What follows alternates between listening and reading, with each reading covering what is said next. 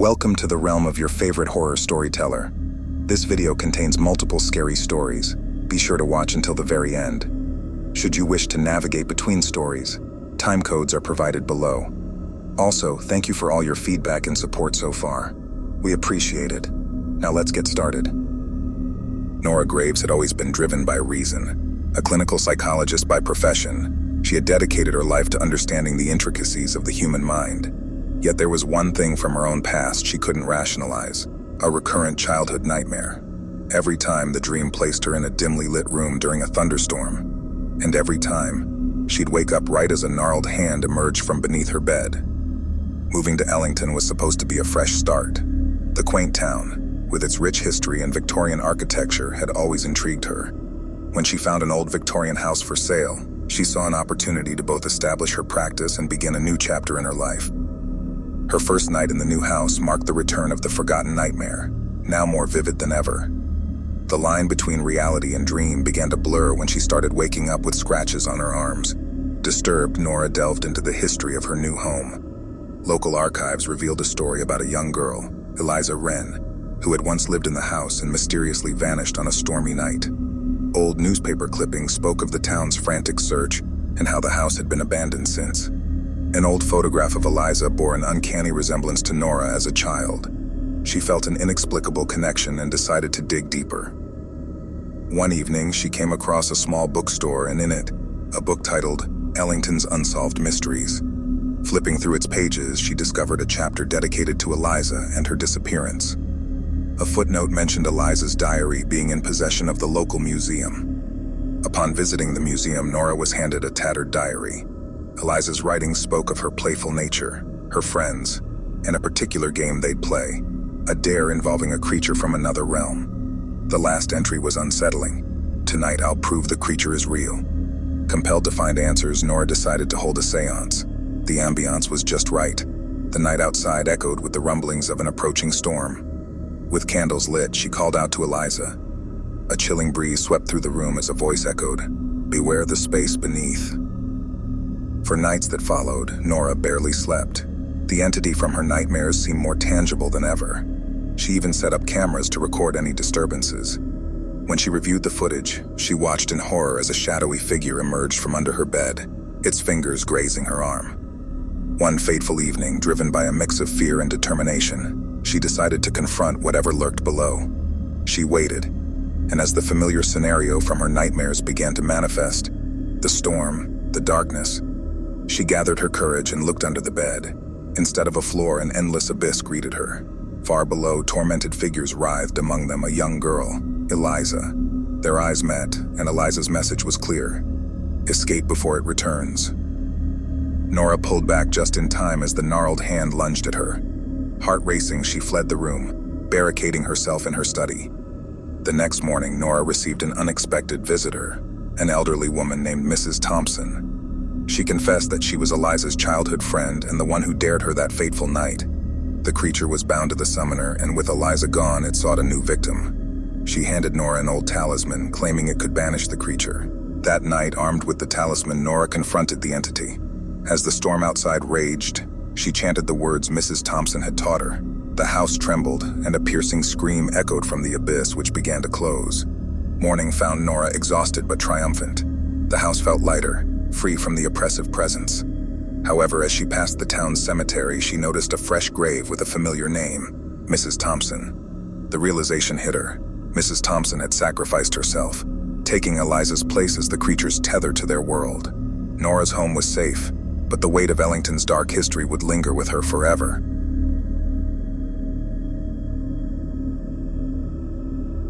Tyler had always been an aficionado of vintage things. Vinyl records, classic cars, and most notably drive-in theaters.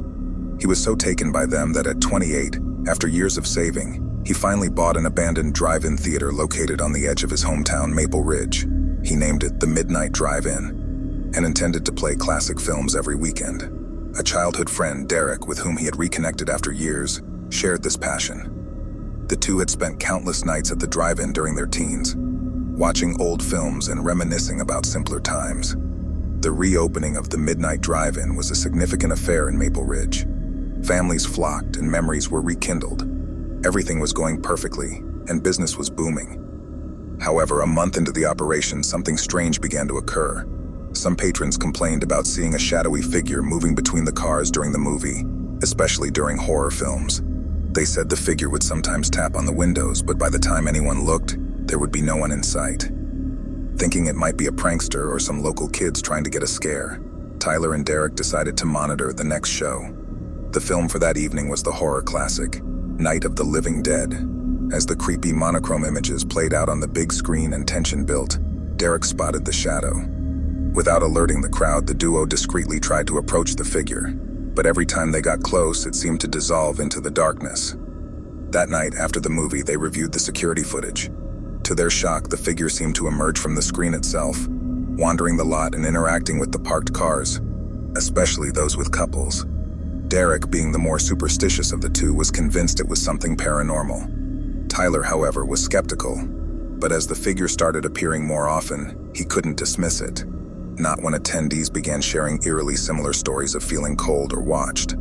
The climax occurred during a special midnight screening of Psycho. As the infamous shower scene was about to unfold, every car's radio suddenly started blaring with static. The giant screen flickered and went dark. When it lit up again, it wasn't the movie, but a grainy black and white footage of the drive-in from the 1960s. Cars with couples, the projector light piercing the dark, and a man moving stealthily between cars. As the footage played, Tyler felt a cold hand on his shoulder. Whipping around, he was face to face with the shadowy figure, now more tangible. It had sad, hollow eyes and appeared to be stuck in a loop, mimicking the actions from the footage. Derek swung a baseball bat he had brought for protection. The bat went right through the figure, but it caused the entity to wail in pain and despair. Suddenly, the drive-in was enveloped in a blinding light. As the light faded, so did the figure, leaving behind a trail of old film reels. Tyler and Derek, shaken to their cores, inspected the reels. They were dated back to the 1960s. Each reel was labeled with different dates, but one had an attached note. It read, "To remember the love we never had, R." Curiosity piqued, they played the reel. The film showed the drive-in in its heyday. The same shadowy figure, but in full human form, appeared, moving stealthily between cars. It became clear he was sneaking glances at a particular woman in one of the vehicles. The woman was young, beautiful, and strikingly resembled Tyler.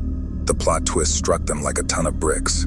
The entity wasn't there to harm. He was stuck in a time loop, forever searching for the love he couldn't have in his time. Determined to set things right, Tyler and Derek decided to host a tribute night, playing the very movies from the reels in honor of the lost soul. As the final credits rolled, attendees reported seeing the figure one last time, standing at the back, watching the screen with a smile before fading away. The haunting ceased after that night. The drive-in became even more popular, with the story adding to its allure. But Tyler always reserved a spot at the back, for the ghost of a lovelorn man from the past, just in case he ever decided to watch a movie again.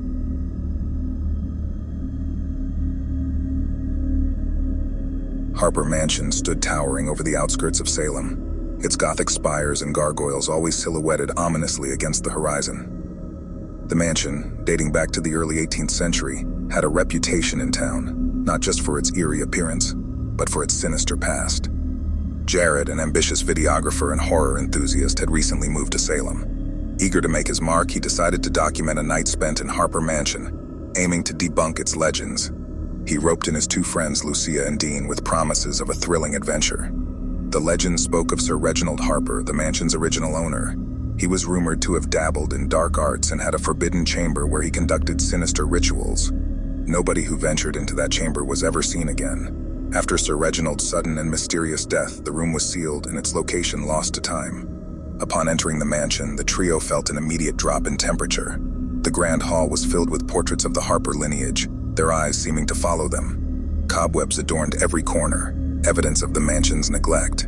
Hours into their exploration, after encountering nothing but rats and creaky floorboards, Jared was ready to call it a night. But Lucia, with her keen sense of direction and curiosity, stumbled upon a peculiar pattern on the mansion's floor plan. There was a room smack in the center of the mansion that they hadn't accounted for. Following the blueprint, they reached a dead-end corridor. Dean, brushing against the wall, triggered a mechanism. A portion of the wall revolved to reveal a dark, chilly chamber adorned with arcane symbols. Inside, there stood an altar, and above it a massive ornate mirror framed in gold, its surface smoky and reflective. Surrounding the altar were 6 statues of hooded figures, their hands outstretched towards the mirror. Lucia, always the brave one, approached the mirror. As she did, the room's temperature plummeted further. The mirror's surface began to swirl, revealing tormented faces, screaming silently. One face looked eerily familiar to Lucia. It was her own, but older and filled with despair. Panicking, she tried to back away, but an unseen force drew her closer. Jared and Dean pulled her back, but the room had other plans. The statues came to life, moving towards them, their stone fingers grasping. The mirror's surface rippled again, and from it emerged a figure, Sir Reginald Harper, recognizable from the portraits, but with eyes that glowed a demonic red. He spoke in a voice that was a cacophony of whispers, more souls for the mirror. Jared, thinking quickly, aimed his camera's powerful light directly at the mirror. The sudden illumination seemed to weaken Sir Reginald, making him retreat into the mirror's depths. Seizing the opportunity, Dean toppled the altar, shattering the mirror into countless pieces. As the mirror shattered, the room shifted back to its dormant state. The statues frozen once more. The temperature returned to normal, but the terror was palpable.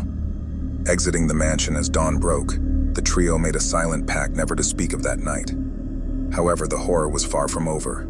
The footage Jared had recorded became a sensation, but as he was editing the final cut, he noticed something. Each time he replayed the footage of the mirror, the reflection showed a different scene. Future events, disasters, accidents, all involving people he knew. The most chilling of all, in the background of one clip, the reflection in a distant window pane revealed the hooded statues, standing right behind him watching. Well, there you have it, folks. A tale that might just keep you up tonight. If you dare to hear more stories that go bump in the night, you know what to do. Hit that subscribe button and ring the notification bell so you won't miss out on any of our haunting adventures. Give this video a thumbs up if it sent a chill down your spine, and share it with those who could use a little scare. Remember, some stories are just tales, while others, well, let's just say you might want to keep that nightlight on. See you in the next video if you dare.